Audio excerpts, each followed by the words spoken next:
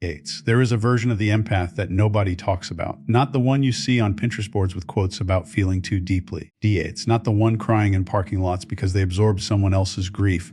Not the soft-spoken, wide-eyed person who lights up at the thought of deep conversation. That version exists. Yates. But it is only the beginning of something far more complex, and if you have spent years being that person, you already know that something changed. Something hardened. Yates. Not in the way that trauma hardens people into shells of who they were, but in a way that is quieter, more deliberate, and frankly, more unsettling to the people around you. The empath at the end of the road looks nothing like the one at the beginning, and that gap, that distance between who you were and who you became is exactly what this video is about. Yates. Let's start by dismantling the most comfortable lie people tell about empaths. The idea that empaths are gentle, easy to read, emotionally transparent, always available, always giving. Yates. Always leading with their hearts instead of their heads. That picture is not wrong, it is just incomplete, and it describes a stage rather than a permanent condition. Yates. Research in developmental psychology, particularly work building on attachment theory from Bowlby and later expanded by researchers like Sue Johnson. Yates. Consistently shows that emotional sensitivity in early stages of development produces people who are highly reactive, highly open, and highly susceptible to the emotional states of others. This is the empath most people know, the one who answers honestly when you ask how they are, the one who notices when you are not okay before you do. It's the one who stays too long in conversations that drain them because leaving feels like abandonment. This person is not weak, but they are unfinished. What the self-help industry does not tell you, Yates, because it is harder to sell, is that emotional sensitivity without psychological structure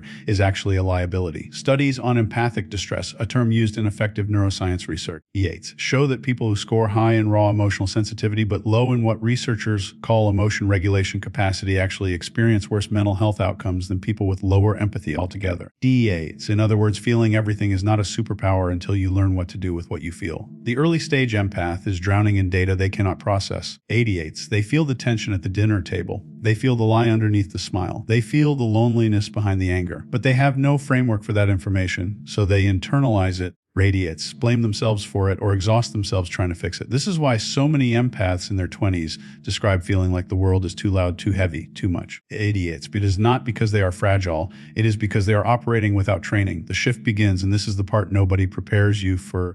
When the pain becomes specific enough to teach something. Every empath has a defining betrayal, not necessarily a dramatic one. Sometimes it is quiet, a friend who used their vulnerability as ammunition. Yates, a partner who learned their emotional language and used it to keep them compliant. Yates, a family member who mistook their openness for weakness and exploited it so consistently that it stopped feeling like exploitation and started feeling like just the way things are. Behavioral research on social learning, particularly Bandura's work on observational learning and its extensions into social cognition, Yates, tells us that humans learn most deeply not from information but from consequence. The empath does not wake up one day and decide to change. Idiots. They simply run out of the capacity to keep being hurt by the same patterns. And in that exhaustion, something begins to reorganize. What gets built in that reorganization is not a wall. Idiots. This is the crucial distinction. A wall is reactive. A wall is built in panic, and it keeps everything out indiscriminately, the good and the bad, the safe and the dangerous.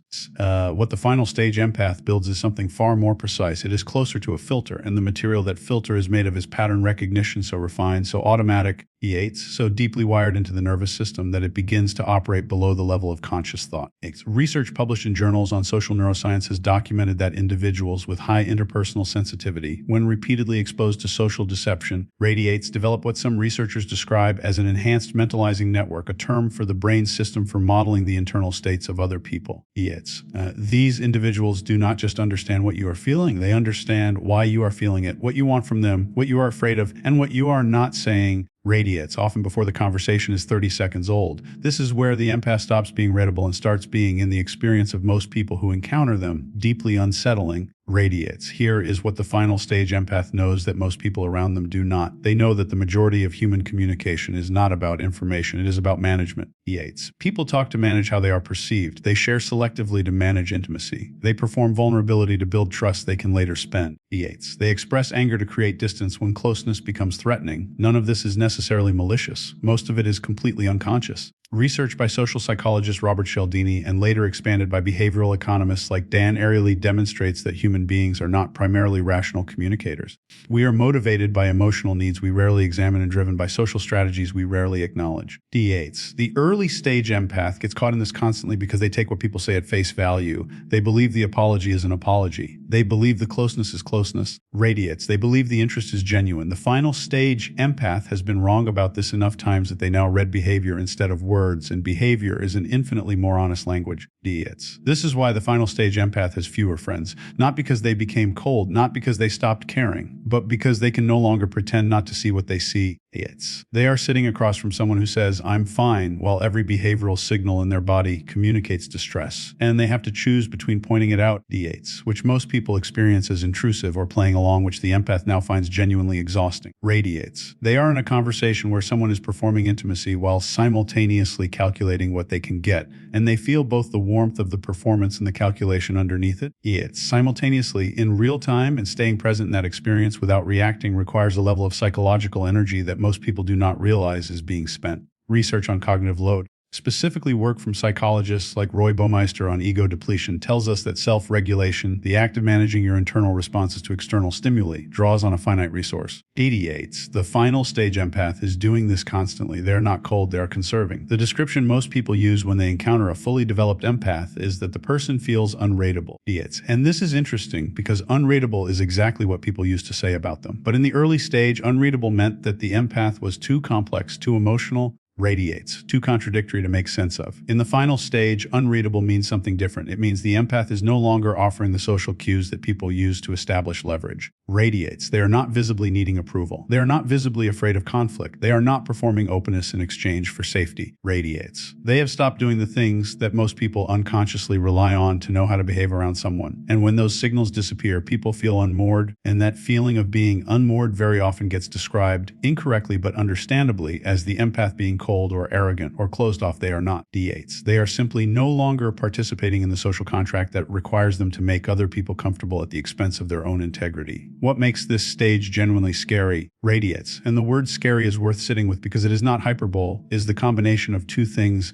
that almost never coexist in a single person. The first is deep emotional attunement. Radiates. The capacity to feel into the experience of another person with a level of accuracy that borders on the clinical. The second is complete detachment from the need for approval. In most people, it's emotional sensitivity comes paired with emotional need. You feel deeply and you need to be understood. You are attuned to others and you are dependent on what others think of you. Radiates. This pairing is what makes emotionally sensitive people manageable in social systems. They can be soothed, pleased, flattered, and guided by the right emotional input. The final stage empath has severed that pairing. They still feel deeply, they still notice everything, but they have stopped needing you to validate what they notice. And that combination, high perception paired with low manipulability, is genuinely rare and genuinely disorienting to people who are used to having social leverage over those around them. Neuroscientist and author Darter Lisa Feldman Barrett's research on constructed emotion describes how human beings build emotional experiences from predictions, prior experiences that the brain uses as templates to interpret incoming sensory data. What this means practically is that people do not just feel what is happening, idiots. They feel what their history has trained them to expect. The final stage empath has a history that is unlike most people's. They have spent years, sometimes decades, radiates, being the person in the room who felt what everyone else was not saying. That history has built a predictive system that is extraordinarily sensitive to incongruence. Radiates to the gap between what someone is presenting and what they are actually experiencing. And when that system reaches full development, the empath is no longer startled by what they perceive. Idiots. They are simply informed by it. This is the part that people around them find hardest to be near. Not that the empath is judging, but that the empath is completely calm about what they see. Radiates. And that calm implies a depth of understanding that most people find on an instinctive level slightly threatening. Radiates. The relationship pattern that emerges from this stage is predictable if you understand the underlying psychology. The final stage empath maintains a small, extremely stable inner circle, radiates. And outside of that circle, they are often described as pleasant, interesting, even warm, but never fully accessible. This is not strategy. It is calibration. Research on relationship quality versus quantity, including longitudinal studies from Robin Dunbar, whose work on social brain theory produced the famous Dunbar's number, D8s, consistently shows that social satisfaction is more strongly predicted by the depth of a small number of relationships than by the breadth of a large network. D8s.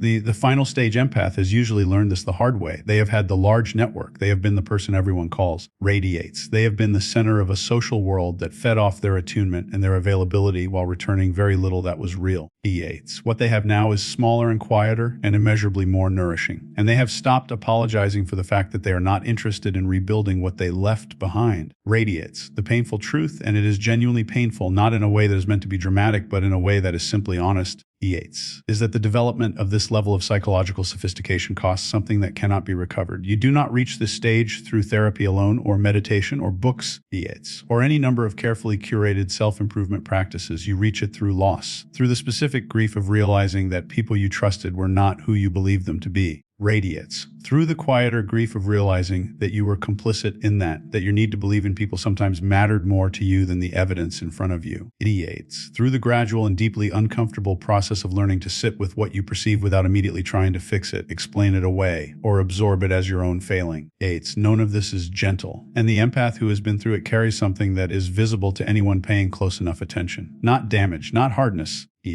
but a kind of settled clarity that is the specific product of having paid for knowledge with pain. If you are watching this and you recognize yourself in what has been described, radiates, not in the early stage but in the later one, then you already know that the social loneliness of this position is real. You already know that most conversations feel like you are operating in two registers simultaneously, the surface level where the words are and the deeper level where the actual meaning lives. Radiates, and that sustaining both is tiring in a way that is almost impossible to explain to someone who has never experienced it. You know what it is to be in a room full of people and feel profoundly. It's precisely alone, not because no one is there, but because what you are perceiving and what is being performed are so far apart that genuine contact feels structurally unavailable. V8s. That loneliness is real and it deserves to be named without being dressed up as enlightenment or spiritual advancement or any of the other comfortable frames that self-help culture tends to put around experiences that are simply hard. V8s. But here is the other thing that deserves to be named. What you have built through all of it is not a wound, it is a capacity. Research on post-traumatic growth. It's the well-documented psychological phenomenon first studied rigorously by Richard Tedeschi and Lawrence Calhoun. It consistently identifies one of the central markers of genuine growth as a deepened sense of personal strength that is not dependent on external validation. Radiates. That is precisely what the final stage empath has developed, a relationship with their own perception that does not require anyone else to confirm it. A sense of self that does not collapse under social pressure because it was never built on social approval to begin with. This is not something you can purchase or perform or accelerate. It is something that grows in the specific conditions of having been wrong about people in ways that matter, and having survived it, and having decided, quietly and without announcement, radiates that you trust yourself now. The world needs people who can see clearly, not people who use what they see as leverage, not people who wield perception as power. Radiates. But people who are capable of genuine witnessing, of being in a room with another person and understanding what is actually happening without the need to fix it, judge it, or manage it. That capacity is extraordinarily rare, and you almost cannot develop it without going through exactly what you have been through. The fewer friends you have at this stage of your life radiates, the more likely it is that you have stopped performing closeness and started requiring it to be real. That is not failure. That is the most honest thing a person can do. Radiates. And if the cost of that honesty is a smaller world, what you have lost in width you have gained in depth and integrity, in the kind of self-possession that no one can give you and no one can take away. Radiates. That is not a consolation prize. That is everything.